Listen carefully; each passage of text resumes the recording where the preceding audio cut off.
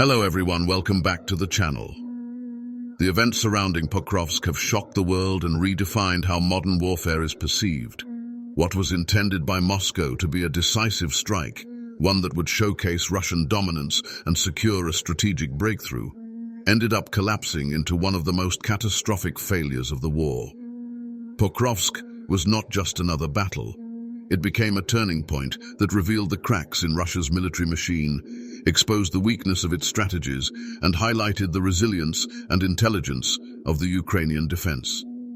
The story of this so-called final assault is layered with military miscalculations, human tragedy, and lessons about the future of the conflict.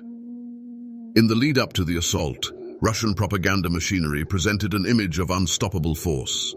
Convoys of armored vehicles were filmed rolling toward the front lines, artillery batteries prepared for relentless bombardment, and commanders assured the public that Pokrovsk would soon fall. The exterior of the operation was designed to intimidate and impress not only Ukraine, but also Russia's own citizens and the international community. Moscow wanted to show that it still possessed the ability to launch large-scale offensives and achieve decisive victories. To those observing from the outside, the massing of troops and weapons painted a picture of formidable strength, suggesting that Ukraine's defenses would soon be overwhelmed. However, the reality beneath that surface was entirely different. Inside the ranks of the Russian assault force were thousands of conscripts with minimal training, many of them pulled from civilian life just weeks earlier. Their equipment was a patchwork of old Soviet-era vehicles and hastily repaired machines that had already seen heavy losses on other fronts. The interior structure of the offensive was chaotic, with poor communication between units, inadequate supplies, and officers unable to maintain discipline or coordination. Soldiers were sent forward without sufficient maps, intelligence, or even food and water. What looked like a powerful army from the outside was, in truth, fragile and disorganized within, and this weakness became painfully evident once the battle began. The performance of the Russian forces in Pokrovsk was marked by staggering inefficiency and devastating losses. Their initial artillery barrages failed to break through Ukrainian fortifications, which had been carefully prepared over weeks with trenches, obstacles, and hidden positions. When armored columns moved forward, they were quickly spotted by Ukrainian drones and targeted with precision artillery. Dozens of tanks and armored personnel carriers were destroyed in the first days, leaving burning wrecks scattered across the fields. Infantry units that attempted to advance found themselves caught in crossfires, with Ukrainian defenders exploiting every weakness in the Russian formation. What was meant to be a swift and decisive performance devolved into a slow and bloody grind, with Russian soldiers retreating, regrouping, and being thrown back into the fight only to suffer the same fate. Safety, or rather the lack of it, became one of the defining features of the Russian assault. Soldiers were left exposed to Ukrainian surveillance as Russia's electronic warfare systems failed to suppress the constant stream of drones operating overhead. These drones not only relayed coordinates for artillery, but also dropped explosives directly onto troops and vehicles. Armored protection that Russian forces relied on proved useless against modern anti-tank weapons, leaving crews with little chance of survival once targeted. Many accounts from the battlefield describe entire units being wiped out before they could even fire a shot.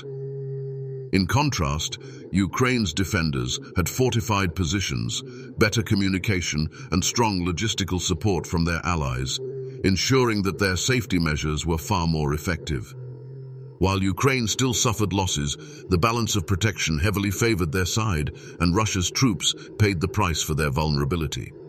The unique telling point of this battle lies in what it revealed about modern warfare. Russia's traditional reliance on mass numbers and heavy firepower proved ineffective against an opponent that was more agile, more technologically advanced, and more motivated. Ukraine's success at Pokrovsk was not based on sheer size, but on its ability to adapt, to use intelligence, to coordinate effectively, and to maximize the capabilities of the weapons provided by Western allies. Precision rather than volume, mobility rather than rigidity, and resilience rather than brute force became the hallmarks of Ukraine's strategy. The battle demonstrated that the future of warfare belongs to those who can combine technology and tactics effectively, rather than those who merely rely on overwhelming numbers. The price of Russia's failed assault has been immense. Thousands of soldiers are reported to have been killed or wounded in the fighting, with casualty rates so high that entire units were rendered ineffective. The loss of armored vehicles and artillery further weakened Russia's military capabilities, with estimates suggesting that equipment worth billions of dollars was destroyed in just a few days. Beyond the material cost, the psychological toll has been devastating. Survivors speak of chaos and confusion, of commanders abandoning their men, and of comrades falling in droves around them. For families back in Russia, the grief of losing loved ones has only deepened resentment toward the government, even as the Kremlin tries to suppress dissent. The political price is equally steep, as each failure erodes Putin's image of control and competence, both at home and abroad. For Ukraine, the defense of Pokrovsk also carried a heavy cost. Civilians in the region endured relentless shelling, losing homes, livelihoods, and loved ones. Ukrainian soldiers fought under constant strain, facing continuous bombardment and waves of attacks. Yet the successful defense provided a boost in morale, both for the troops on the front lines and for the nation as a whole. It also reinforced international support, as allies saw clear evidence that their aid was making a difference. The ability of Ukraine to withstand and repel such a massive assault strengthened calls for continued and increased assistance, further isolating Russia diplomatically. As the dust settled over Pokrovsk, the battlefield told a grim story.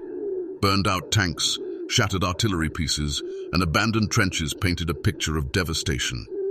The once ambitious Russian offensive had left behind nothing but destruction and loss. Villages near the city bore the scars of heavy fighting, with homes reduced to rubble and civilians displaced. Yet amidst the devastation, Ukrainian flags still flew, symbolizing resilience and defiance. The bloodbath that Russia unleashed became instead a symbol of Ukrainian strength and Russian miscalculation. The broader implications of this battle are significant. For Russia, it highlighted the limits of its current military approach. The inability to achieve decisive results, despite heavy investment of manpower and equipment, raises questions about the sustainability of its war effort. The failure at Pokrovsk undermines Moscow's claims of eventual victory and weakens its negotiating position on the international stage. For Ukraine, the battle reinforced the effectiveness of its strategy and the value of international support.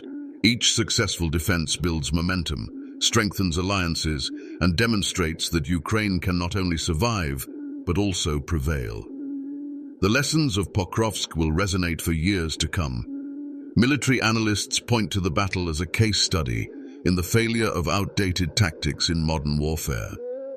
Sending poorly trained conscripts into frontal assaults without adequate support is a recipe for disaster, especially against an opponent with advanced reconnaissance and precision strike capabilities.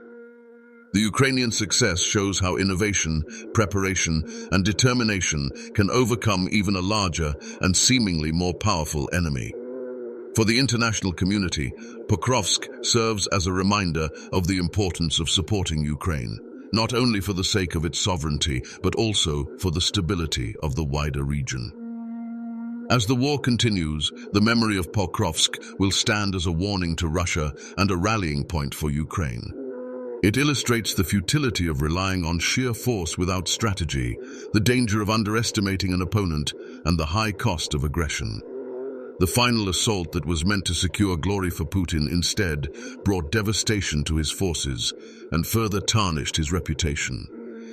For the soldiers who fought and died there, for the civilians caught in the crossfire, and for the world that watches with growing concern, Pokrovsk is more than just a battle. It is a symbol of resistance, of sacrifice, and of the unyielding will of a nation determined to defend its future. The story of Pokrovsk is not over. The city remains a key objective, and fighting around the region continues. Russia may attempt further assaults, but the outcome of the recent offensive will weigh heavily on future operations. Ukrainian defenders, emboldened by their success, remain vigilant and prepared. The war shows no sign of ending soon, but the events at Pokrovsk have already shaped its course. They have revealed the weaknesses of one side and the strengths of the other, setting the stage for what comes next. The bloodbath that unfolded there may well be remembered as the moment when the tide truly began to turn.